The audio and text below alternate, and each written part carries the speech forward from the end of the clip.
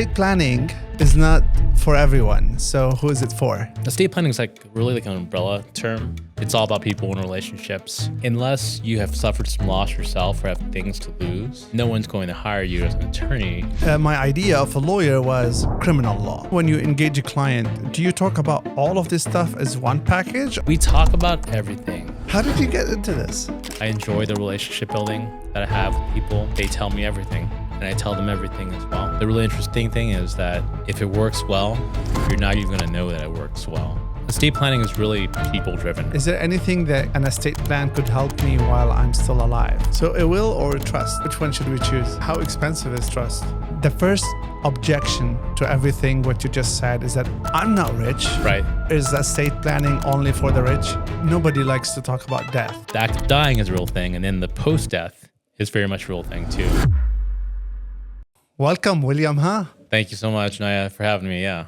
Estate planning is not for everyone. So who is it for? It's funny because my website says, the tagline says that estate planning is for everybody. I certainly have a median clientele. Like there's a demographic. I would say that even though I target everybody, people who are 18 and above, my main audience is still people who are between the ages of 50 to 90. I think that's the main demographic I typically serve. And the reason why is because typically when you are of that age bracket, you have either suffered loss yourself or have experienced people who have done the same. In my 20s, when I was a newer lawyer and exploring different avenues to go to in law, I thought about estate planning, but then I quickly realized that unless you have suffered some loss yourself or have things to lose, no one's going to hire you as an attorney because you would have no understanding of what it's like to be a full-grown adult who has either lost a child or lost a parent or lost a spouse, for example. Very interesting. It's heavy stuff. Yeah. Growing up, I had an uncle who passed away, who was a lawyer himself. Okay. But my idea of a lawyer was criminal law, right? He was a criminal lawyer and he got assassinated. So wild stuff there. But so when I think of, growing up, I thought of lawyer is like that, criminal law. And then, you as I matured a little bit more, we start knowing about, there's a divorce lawyer, right? Yeah. So there's lawyer. But estate planning kept hidden from me. And I'm sure it's probably hidden to a lot of people. They don't understand it. What's that word even mean? Unpack it for us. Right. And I thought the same thing when I was a young lawyer myself. I'm like, is that still practicing law really? And the reality is it is still absolutely practicing law. Estate planning is really like an umbrella term. You might be familiar with what a will is, maybe what a trust is, but let's start with a will. A will is a really basic instrument. It's a legal document. It's typically really short, and all it says is it says who you are, and then what you want to have happen to your things when you pass away and die. So that's a very basic instrument. People get that concept. Estate planners, they help people draft wills, but they also kind of strategize as to what to do with your health care when you're incapacitated, what to do with the rest of your assets when you're incapacitated. They also help people devise strategies to ensure that the assets could still be managed under somebody else's control way after the person has died. It is possible and is legally possible to have assets managed by people multiple generations removed from the original settler or the original grantor of the asset. So it's a way to, I think strictly the most boring way to think about estate planning is really just how to manage assets while you're still alive, and also how to manage assets well after you're gone. Since I've started doing the practice though, I've quickly realized that it's really relational driven. It's all about people and relationships. And I like focusing on the dying aspect to it too. I like to spend my time working with people to ensure that their healthcare wishes are conformed to in a medical setting. I like to ensure that conflict, if possible, is minimized as well. Yeah, but we're going to unpack all of these. Yeah, absolutely. Before we do that, I was hoping that you would shed light on imagine a truck driver right now listening to us. Yes. The first objection to everything what you just said is that I'm not rich. Right. So is this podcast only for the people who are rich? Is estate planning only for the rich? I think that is really common misconception that estate planning is only for the rich. The reason why it's not only for the rich. So first of all, the fact that you and I are alive and talking and have our limbs, we are rich, right? Health is beyond material, generally speaking.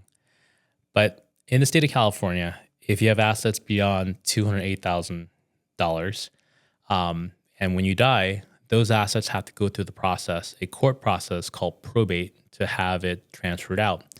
In that process, it's a long process. It takes, generally about 2 years. Creditors line up to get paid if you owe them money. And then whatever is left over is then given to your heirs if you don't have a will. If you do have a will where you specify beneficiaries, then it's given to those people. So the fact that probate court exists and the fact that probate exists as a process is basically enough reason to get people to do some basic estate planning.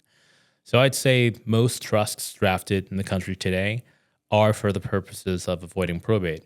Once you pass, it's conceivable to have assets transferred out within weeks and months as opposed to being years, and then to have a big portion of that money being taken away by the attorneys involved in probate, the court filing fees, and other professionals you have to hire in the process of probate to facilitate the transfer of those assets. So I think a lot of people, they do have homes, and most homes in California are many times over $200,000. So I think the fact that you have a house should justify some estate planning.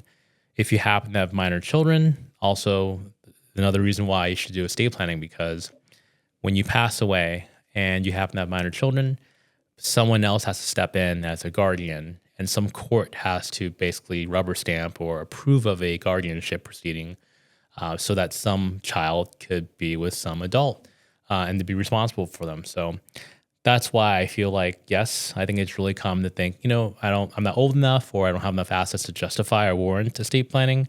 But the reality is, I think, there's really no hard and fast rule. It's really more like if you happen to have people who depend on you, and if you happen to have some things to lose, then that should be enough to get you thinking about maybe doing some estate planning. So first of all, $280,000 of assets is kind of the minimum for people to start thinking of asset planning. And if you're in California, if you have a house, you're already above that threshold by far, given Absolutely. the house prices right now. But let's say you don't own a house, Right. but you have children. Right.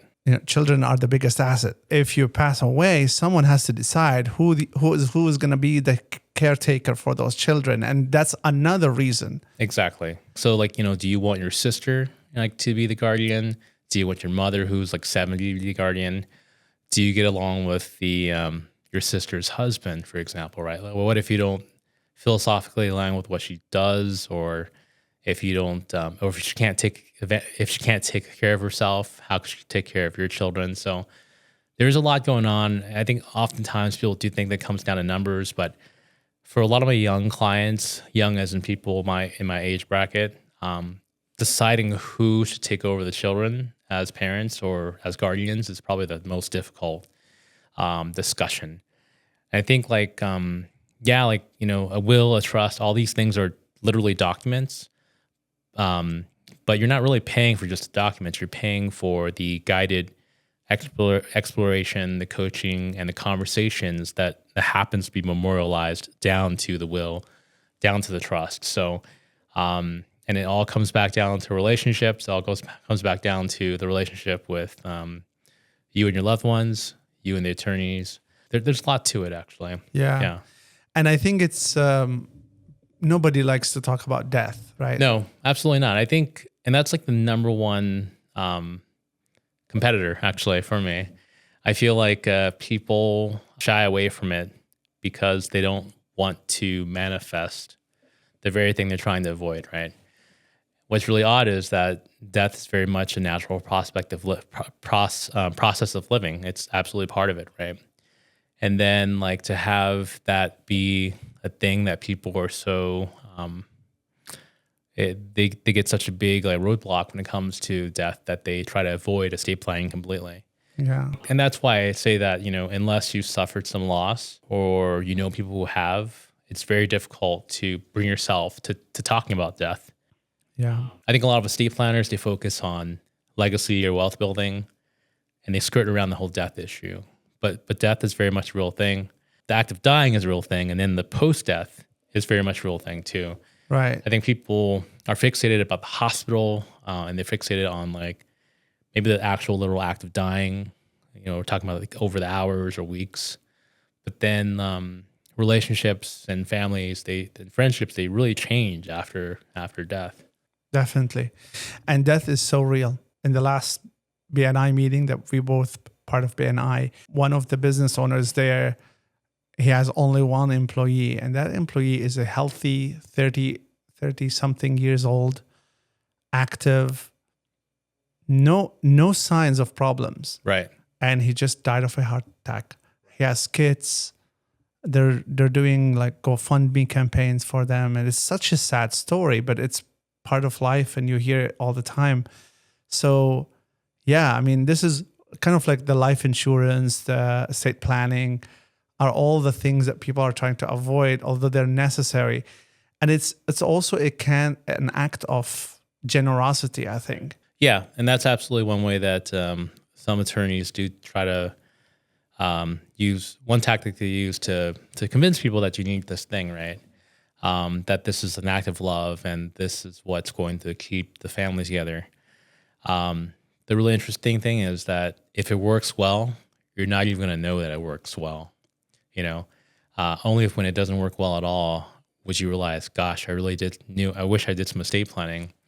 The best case scenario is that the kids, they deal with their parents passing, they find these sets of documents and this full-blown estate plan, and then they just quietly execute it, and it's totally anticlimactic, right? Like that's the best case scenario.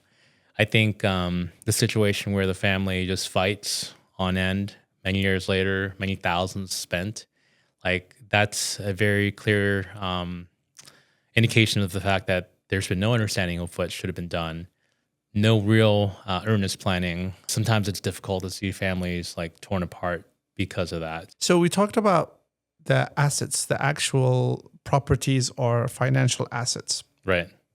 We talked also about the decision on what happens with the children after we pass away. What other aspects that are important to involve an estate planning attorney with? Estate planning is really people driven, right? I think people are really focused on like what the will says, what the trust says. But the reality is that once you do pass away, someone or some people have to do things for a certain amount of time. They have to go through the process of either probate administration or trust administration. I know it sounds really boring, but basically these are the people who have to follow your sets of instructions to the T. So for example, if you say upon my death, I want all my assets to be split 3 ways among my 3 children, then a trustee who you've appointed, who you've nominated would do just that, right?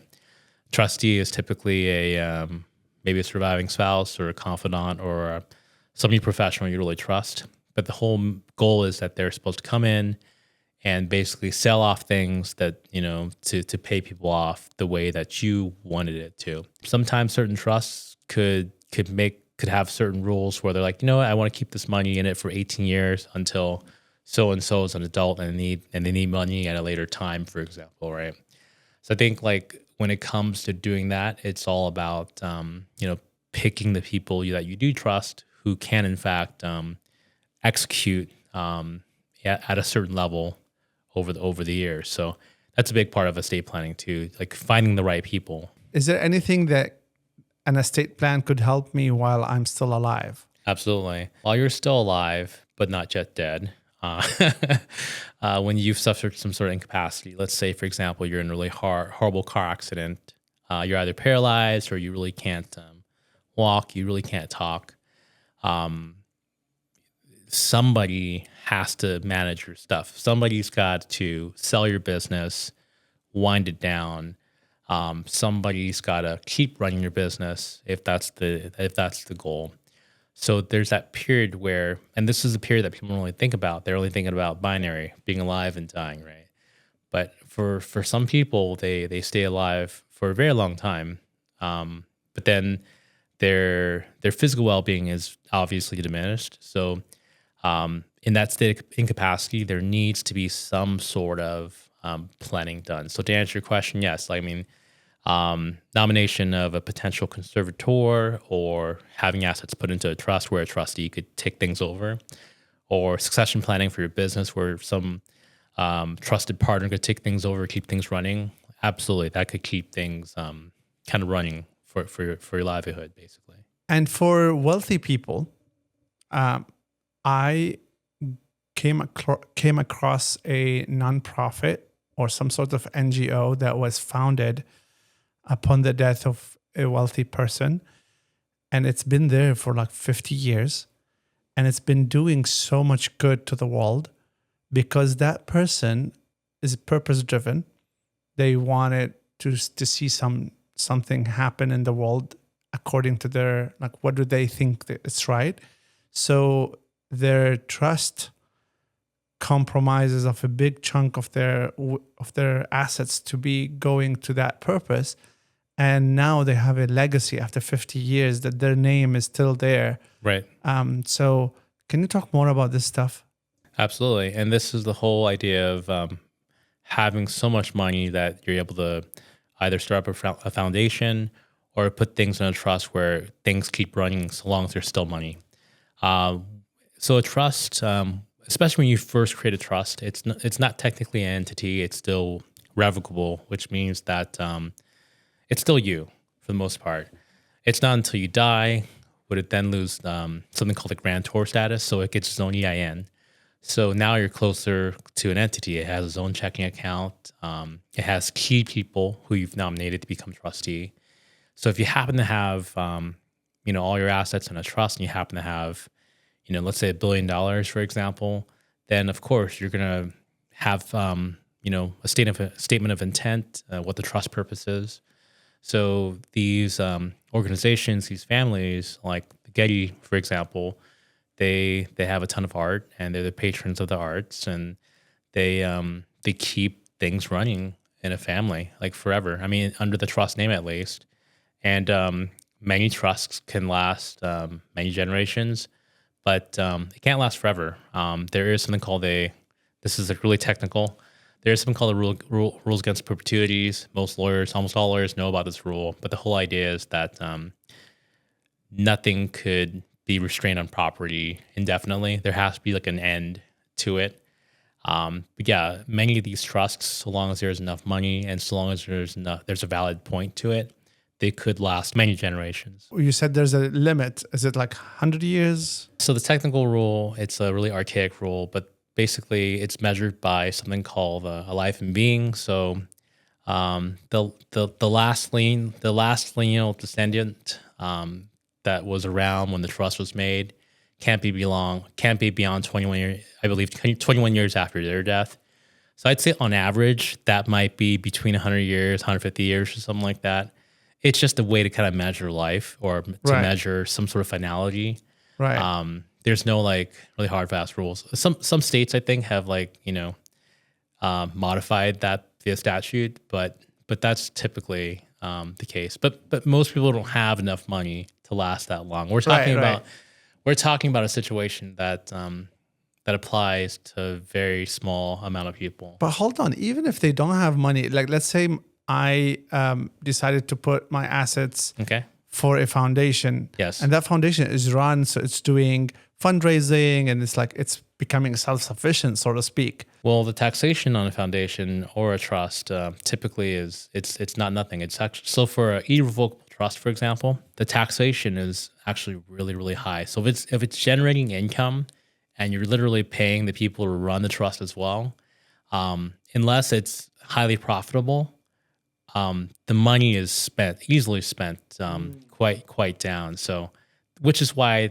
typically we're talking many millions or billions in a certain trust or a foundation that's still running today. So there are quite a bit of things that make it so that it's difficult to have money last so many generations. And of course, people generations removed, they don't spend the same way as Yeah. the founder did. So, but then again, like this is a world that I'm not so familiar with either. It's just Right. stuff that this is not my clientele at all. So Yeah. it's just Yeah. stuff No, that I sort of understand. I was just curious. Yeah, I was yeah, like- no. So if people care about legacy, that's a way.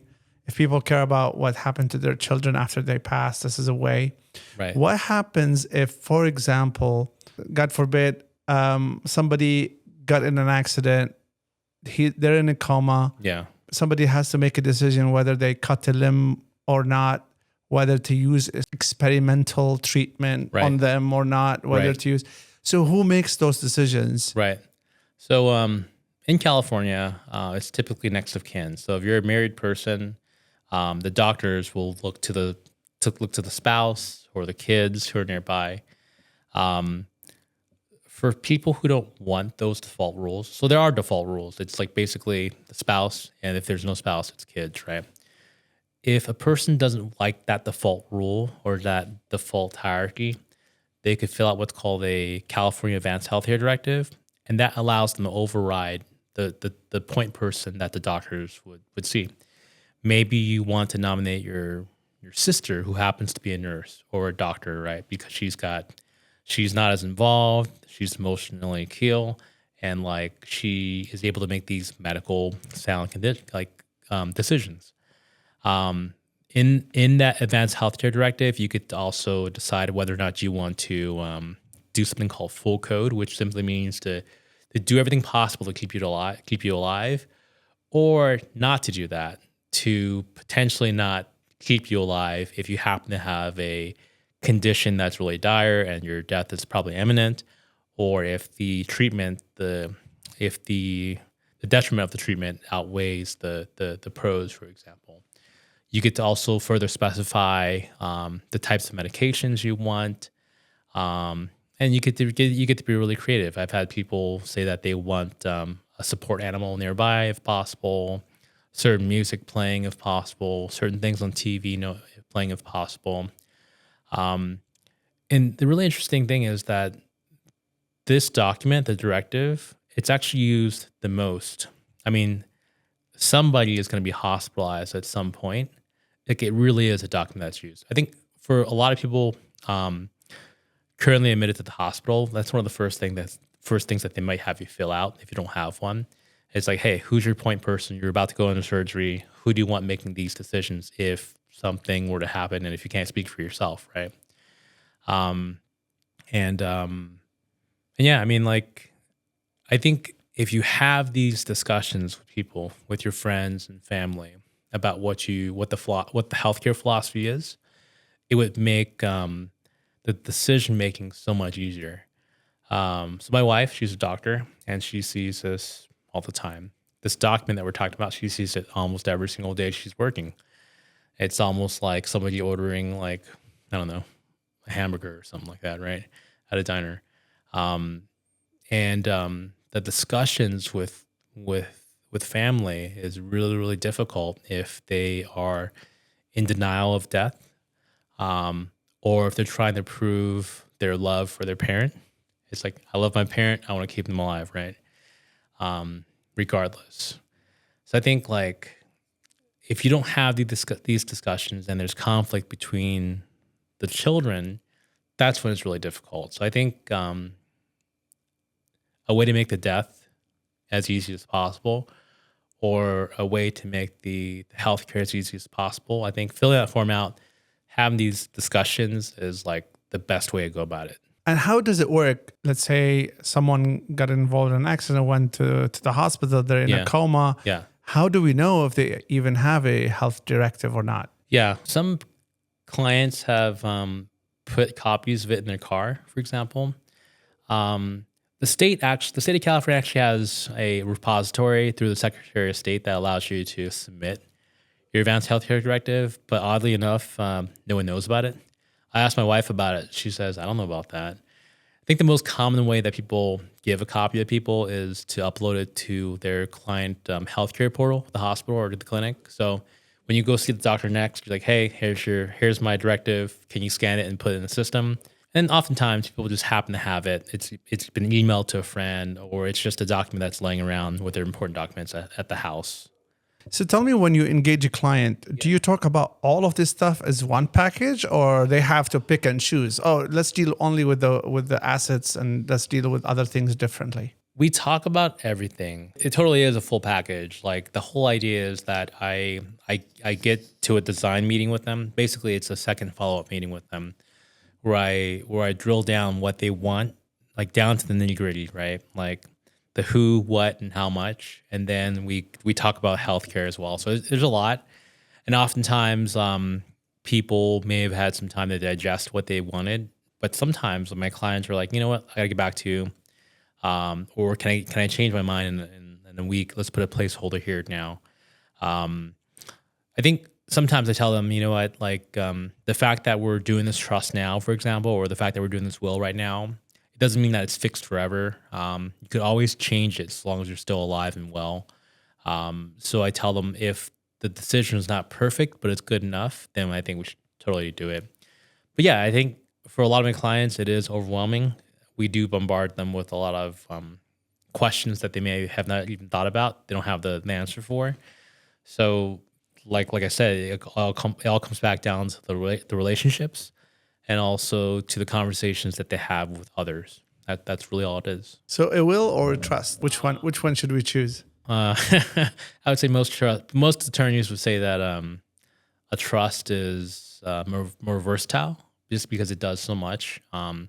It's able to manage the money for people.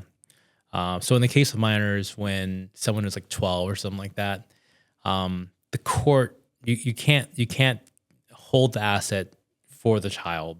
You know, as soon as they're 18, they get it 100%. So if you don't want a child to get all their money at 18, you have to ensure that there's some other controls, some mechanism for control to ensure that the money is managed for them properly until they reach a certain age. Trusts are typically more complicated. Some people might think it's overkill. So I think if you happen to not have a house at all, then maybe a trust is unnecessary. So wills typically have a mechanism for you to nominate your guardians. So I think if you happen to be below the $200,000 threshold we talked about, and you don't happen to have a house and you have minor kids, a will may be sufficient. But if you do happen to have assets or a house, for example, a trust may make some more sense. But oftentimes it is kind of like analysis. It's more of a confluence. You have to talk about, you got to see what their goals are, really. I mean, if they want to be really sophisticated with what they're doing and they absolutely do want to avoid probate, then obviously a trust might be the better option for them. How expensive is trust? I'd say most attorneys in California, they charge somewhere between, for a basic trust, maybe between $2,000 to $6,000. Obviously, $6,000 on the higher range. It's also very geographic dependent as well. I think on the west side of LA, I think that's when you're looking at the higher prices. Outside of bigger cities, I would imagine that they're less expensive. But then again, like there's also no amazing pattern for like, you know, what you're paying and what you're getting as well. Because I've seen attorneys draft trusts that are they're well written and they do well, and they're cheap. I've seen attorneys that charge a ton and they're like not the best either. So it really depends on like the relationship you have with the attorney, whether or not they'd be willing to keep working with you to ensure that your estate plan conforms to what you truly want. So this money, that $2,000 to $6,000, does it go to the attorney purely, or kind of like you're starting an entity with the Secretary of State? Like, is it like a company, like an LLC? No, it's not. It's not a company. I think that's also an interesting misconception too, because like I'm on Instagram. I follow these influencer online, right? And then there's this guy who's teaching people how to do wholesaling real estate. And he talks about trusts, and they talk about putting the asset in the trust and selling the trust. And I'm thinking to myself, this is not really possible, I don't think. So I'm really curious, like maybe I should pay for his course so I could understand what he's doing because this doesn't make sense. Or maybe you just BSing, right? Right. Yeah. So a trust is a personal private document. I mean, I could probably write one in a single half sheet right now, which would be valid. Will I trust it with all the money? Probably not. Maybe not. Well, maybe myself, but not with somebody else. It's not filed with the Secretary of State. It's not recorded in the county. It's a private document. The only time it might come out to public is if there's a dispute and it ends up being in court. The original and likely the copy of the trust are valid. And that's why I say this comes back down to my initial saying about how like a trust simply is simply a memorialization of the understanding and agreement as to what should happen to my assets, right? So let's do a clear example here. I have a house in LA County, and I want to ensure that upon the death of myself and my wife, I wanted to go to my 2 boys, right? So now, yeah, you seem like a really good, trustworthy guy. Like I think you run a really good business here, and I think that you would do a great job as trustee to ensure that you effectuate my intent. That upon my wife and my passing, I want you to sell the house and you give them the proceeds. And do you understand what I want? Yes. Okay, excellent. So let's write this thing down, and when it happens, you get to take that trust to, say the title company or the real estate agent. Like, yeah, there's this trust. This is the agreement, and this is what I'm doing for him. He passed away. I'm doing this for him right now. So I get a copy as a trustee? Sure, you can get a copy. Yeah. Oftentimes, people don't give copies because they do such a bad job at like ensuring that people have the paperwork necessary. But yeah, like so. For example, I tell all my clients, hey, if you do nominate somebody as trustee, make sure that trustee knows you've done that and that they have access to your stuff, your email or something, some PDF file, right? Otherwise, like there might be a long dispute in probate court to determine what was a trust, if there's a trust at all. So where this documents lives, like, is it with the estate planning attorney or who keeps that private document? Old school, an attorney might have it in their safe and they keep all that stuff for the people. But now with the digital world, now with the fact that a copy is as good as the original, the client typically keeps that. The attorney, as a courtesy, might do a digital copy. The only document that has to be the original is the will. So if you pass away and you have to probate the will, the court needs you to send them the literal original will. If it's just a copy, you have to prove that the copy is a copy of the original. And some attorneys still do that. They might keep the original for them, but typically, I would say most clients keep it themselves. Like in today's age. How did you get into this? When I first became a lawyer, I thought I wanted to do something like important and serious. I landed at a litigation firm in Orange County, and did it for about 2 years. And I didn't like it. I didn't like the firm culture. I didn't like what I like the intellectual. I love the reading and writing. I like that exercise of it, but I didn't enjoy the actual firm culture. I didn't enjoy like the actual day-to-day of being a lawyer, right? For a while, I thought that I made a mistake because it wasn't very creative. Instead of like exploring other firms or exploring different sides in the law, I decided that I was just going to leave the profession entirely and just try to do something more creative. I think I wanted to do like advertising or marketing, right? So I ended up landing a job on the west side of LA, doing at an ad tech agency. They were focused on doing a lot of like websites and stuff for certain brands. And when I was there, I saw a lot of people getting into coding software. I'm like, whoa, these people are making great money and they're coding. So I pivoted. I think I was in my late 20s by then. Maybe I was like probably 30, but I decided, you know what? Maybe I could learn how to code and I'll do that. So I learned how to code for the iPhone, um, and I worked at a software consulting agency for about 7 8 years. I thought I was done with law for good at that point. Like I was even thinking about going inactive. So I think that there's like statuses in the state bar.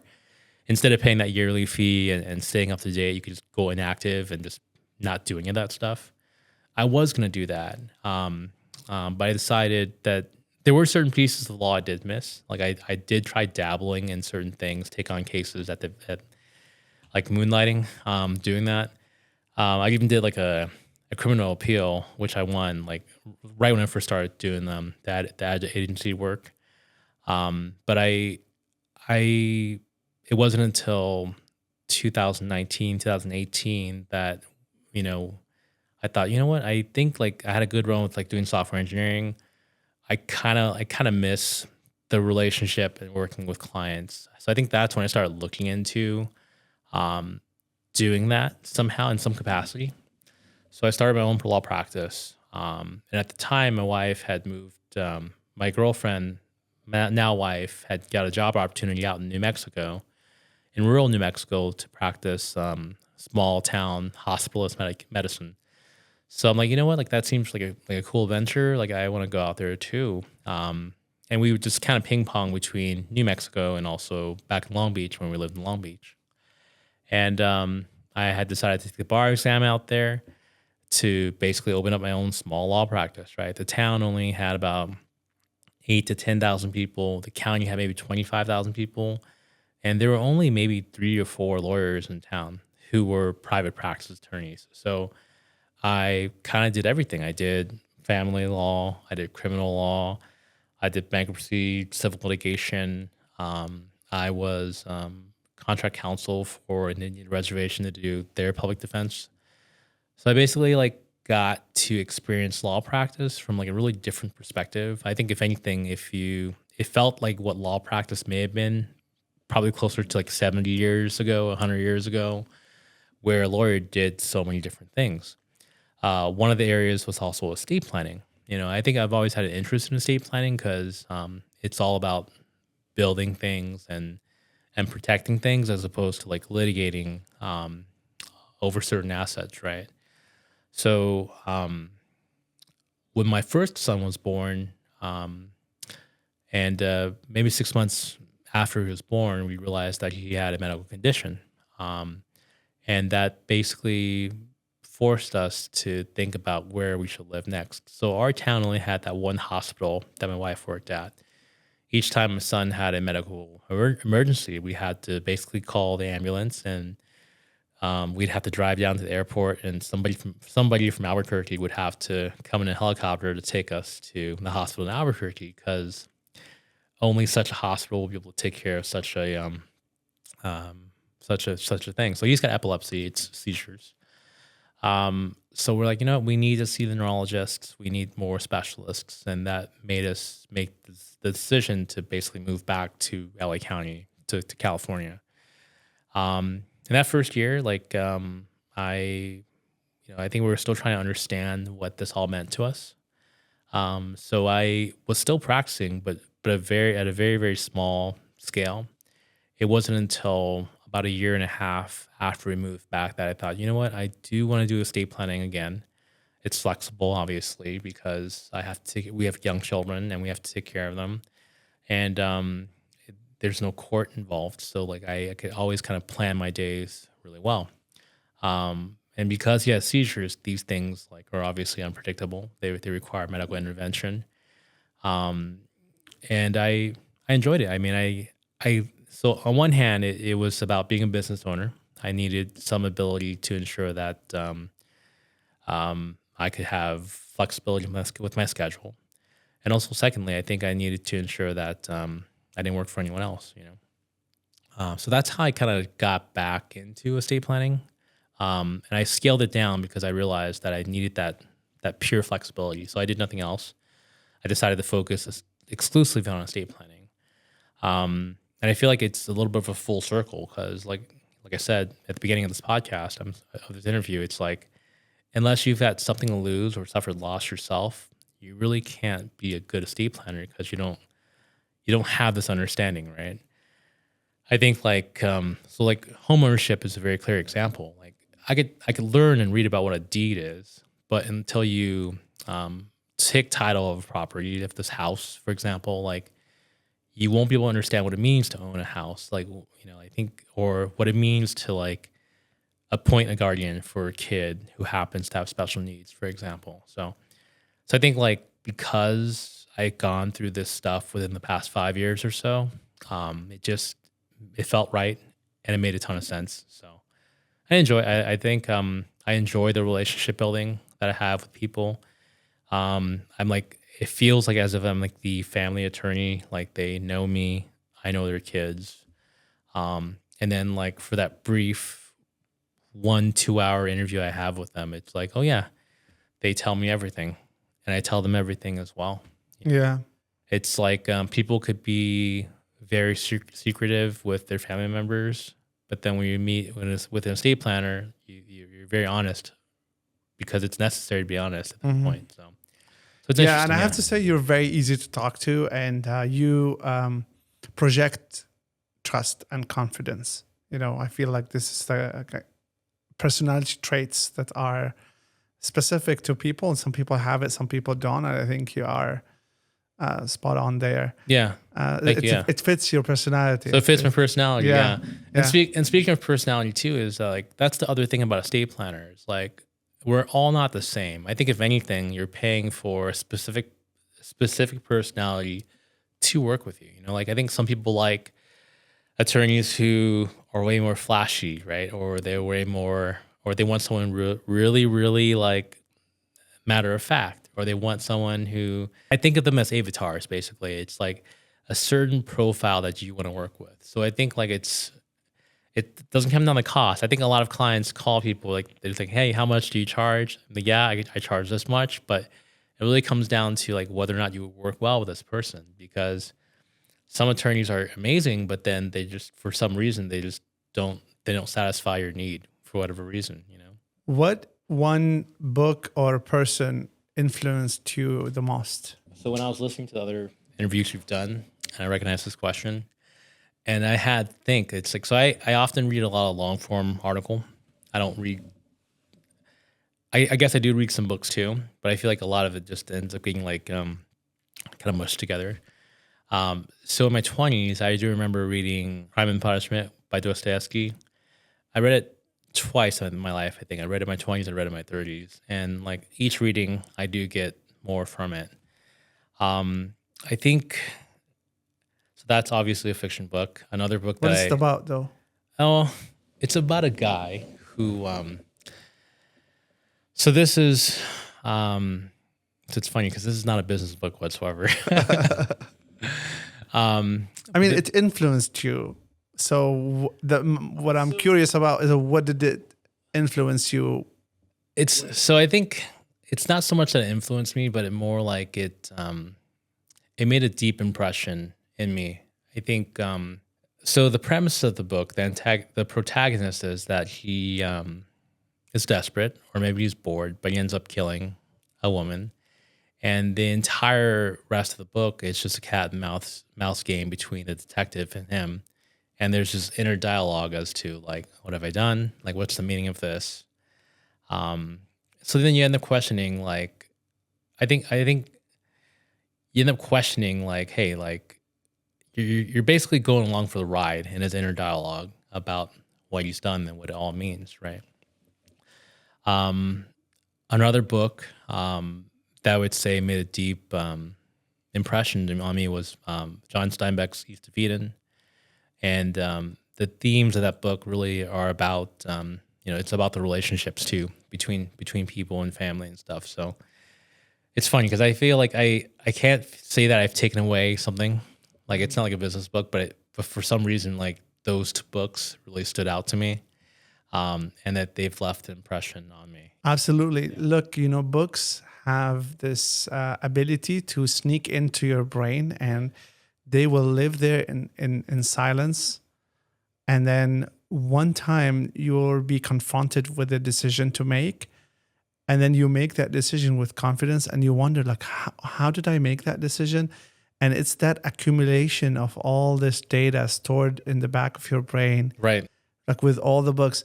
I remember when I was in that reading spree where I was reading a lot. Yeah. I had some time on me, and I was on that habit of like knocking out books. And then I felt like I'm a superhuman. Like Right. everything, I don't recall where this is coming from, but I know it. I've seen it somewhere. And that kind of the ability of what reading books give people. Yeah. You're like programming yourself slowly. Yeah. Yeah. Yeah. It's like data in ChatGPT. Right. ChatGPT is as good as the data it's been fed. Absolutely. So, Absolutely. Yeah. All right. What about people? Is there any specific people who believed in you early on, or people who are really inspired you, pushed you, made you a better person? Yeah, I mean, like there are certain like mentors and bosses. I remember like when I first worked at an ad agency, the one boss, I basically was presented myself like, hey, like yeah, I'm a lawyer. Yeah, I wanted to quit law, but the guy basically took a chance with me, right? He's like, hey, like you seem like you are hungry enough, driven enough to want to make this change and shift. At that time, I think like tech was undergoing a lot of change too. I think like people were switching from desktop web to mobile web or native applications like the Android and iPhone. So I think there was like a ton of opportunity. I think he saw that I wanted to learn. So I think like, going through that process, being taken under the wing and really just like being able to grow in that way made a huge difference for my career trajectory and like understanding of how things really work. I mean, I think like for a lot of young people, our generation, we were taught that the path is very straight and narrow. You like go to college, you get that job, and you kind of climb up that corporate ladder. You buy the house or whatever, and that's basically it. But I think like also within our generation, we quickly realized that hey, there are these other opportunities that did not exist before, even just 5-10 years ago, right? So AI is very clearly one of them. I think we would have killed to have such a technology just 10 years ago. Now people are taking it for granted to make memes with it, right? So I think like if it wasn't for that ability to kind of take that off ramp and to be introduced in a completely different way of thinking or career projection trajectory, like I think it would have taken me a long time to realize like, hey, like I could exit out of this, Steve Jobs dropped out of college, but he kept recalling that calligraphy class that he took that helped him shape the Macintosh back in the day. I don't know if you recall that story, but anyway, what things or skills that you acquired in your ad career, in your advertising career, in your coding, mobile apps and stuff that you find relevant to practicing estate planning law? I think, especially with coding, I think you have to always anticipate a worst case scenario. You basically have to anticipate a catastrophic failure, right? Like that there might be bugs that really cause loss of a lot of money or people's time or a crash of an application.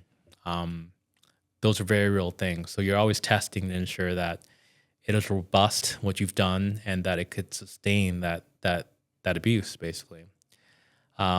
With estate planning and trusts, I do try to think that far ahead. I do try to ensure that the conflict is dampened as much as possible.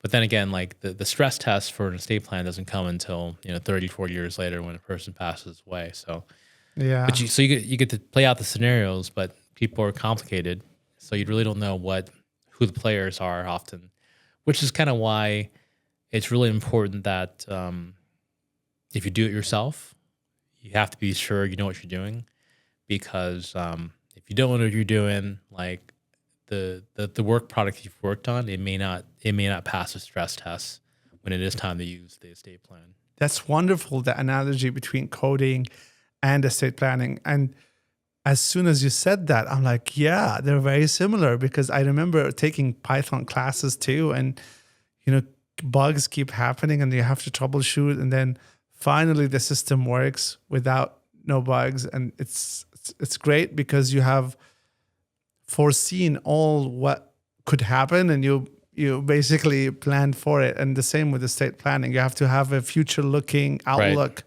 Right.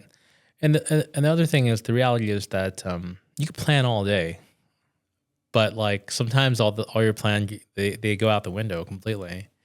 Like I said, people are complicated. Yeah. And people are willing to fight tooth and nail and spend thousands of dollars, over $500 sometimes. Like, you just cannot control or plan human emotion. And that's why I feel like you need to have good relationships, and that you have to ensure that you maintain these relationships. Otherwise, like, it doesn't matter what your estate plan says. I think some of my clients, so we're talking about wealth and being rich. I think I've met quite a few successful clients, and when it comes down to asking them, hey, who are you close to? Who do you trust? Who would you like to appoint as trustees? And I've had successful clients who have no one that they trust. They don't have friends to count on. Like, is it a facade that is their life a facade? Like, is it a byproduct of them being successful that they don't have these people to be vulnerable with? I don't know.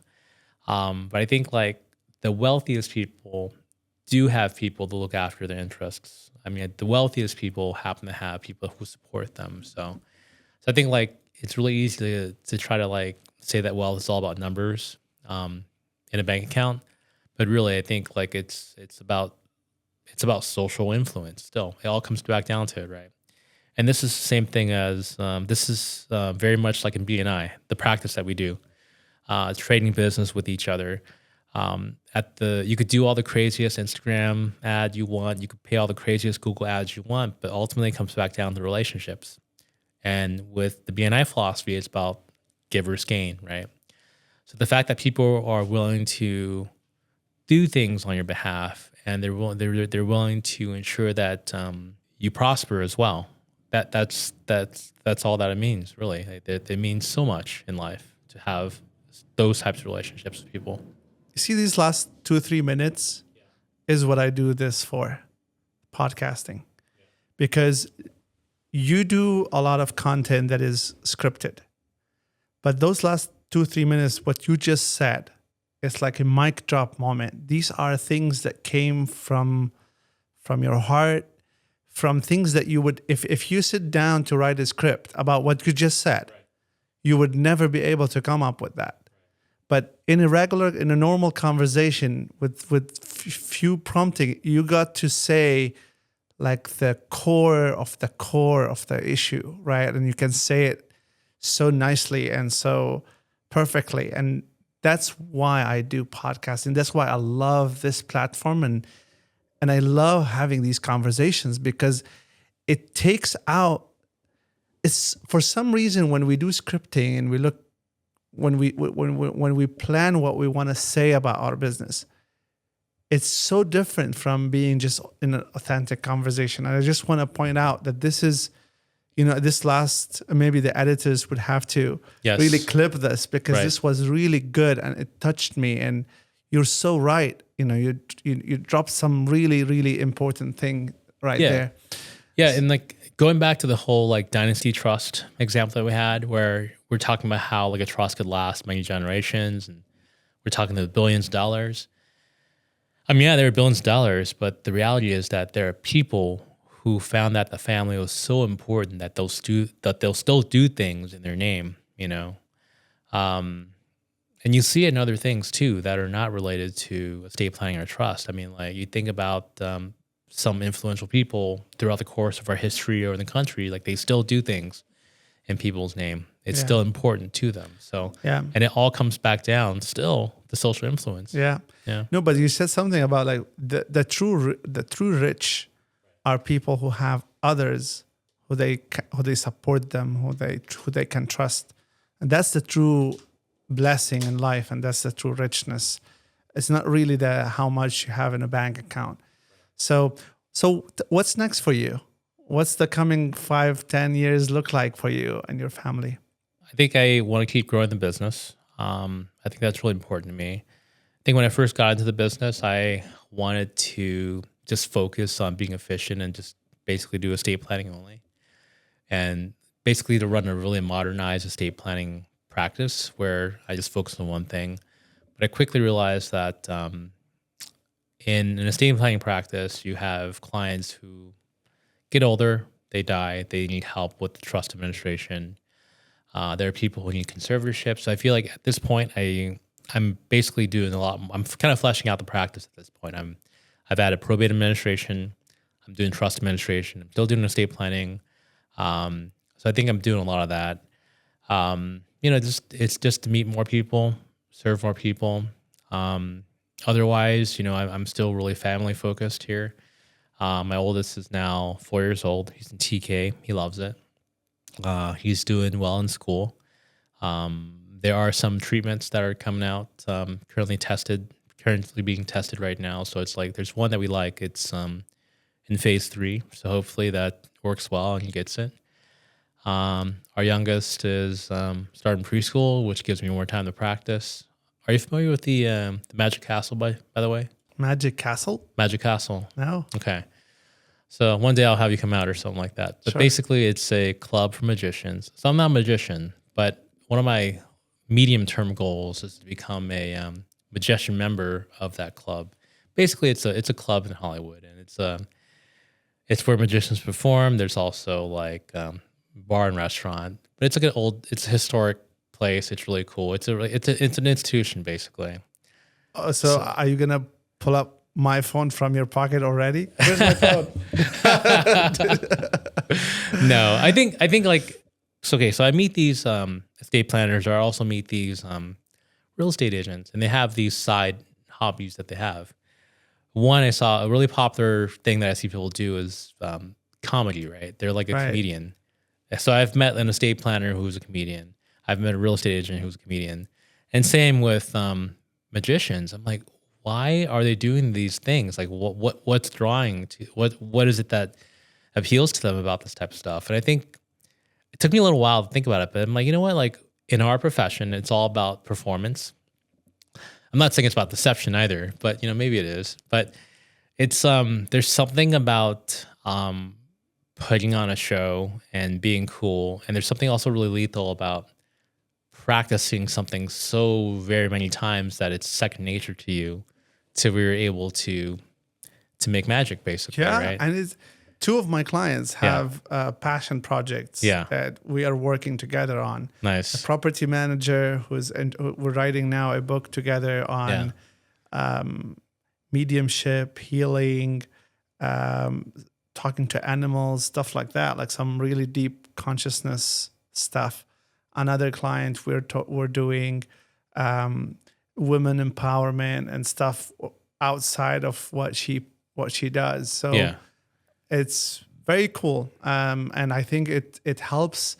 Again, there's a lot of estate planning attorneys. There's a lot of X and Y, whatever your profession is. Right. What differentiates us is these other quirks that we have, like these It's the person behind. Because when people connect, like if somebody is interested in magic and they start seeing your content or just knowing that you're practicing that, they have an instant connection with you. So that would also be good for business. Like when they would need an estate planning, they're gonna reach out to you. Yeah, it's and that's one of the things that a lot of people do use that connection for exactly just that, business development. Yeah. The other thing I would love to do is to write. So I think I've been trying to write on and off, and like it never went anywhere. But I would love to like either do a bit like a quasi nonfiction book related to estate planning, kinda, or just a full blown fiction novel. But oh my God. Yeah, it's a time thing. I would love to talk more about this because what we're doing, I think I found a formula for writing books that is amazing and super easy to do. So we come up with an outline, and we divide it into chapters, and each chapter is a podcast. Oh. And then we take that podcast, we convert it into a chapter of the book. So instead of you sitting down and typing, and I Yeah. just hired an editor, a book editor. He's done many books before.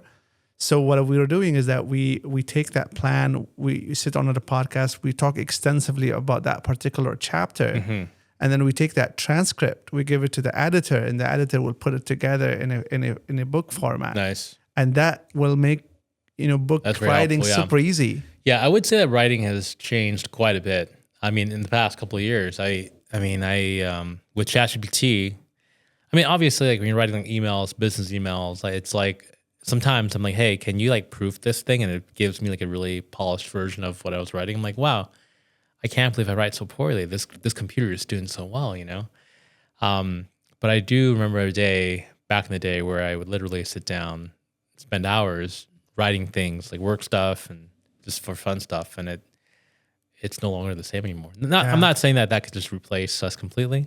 Sure.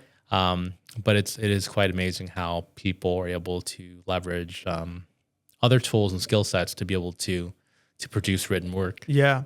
The beauty about this is that when we extract that transcript from the podcast, I ask ChatGPT to preserve the words of the person. That way that the book is very much aligned with everything you said on the show. Yeah. It's not like ChatGPT is going rogue and completely writing the whole thing itself. Right. It's more like, okay, we are converting that person's intellect into a book, whatever he said in the spoken word into a written word. That's all what we're doing. Yeah. So we're using it as a tool and not letting it think for us, so to speak. Nice. Yeah. Cool. Well, thank you for your time. This has been a pleasure, Will. My pleasure. Will or William? I go by Will. All right. It's been a pleasure, Will. And I look forward for what you're going to do with the magic stuff in the future. I was kind of being like joking about that, but yeah, absolutely. Now you have me committed. You can have me committed. Exactly. Yes. All right. Fantastic, my friend. Thanks so much. Thank you. Yep. Thank you.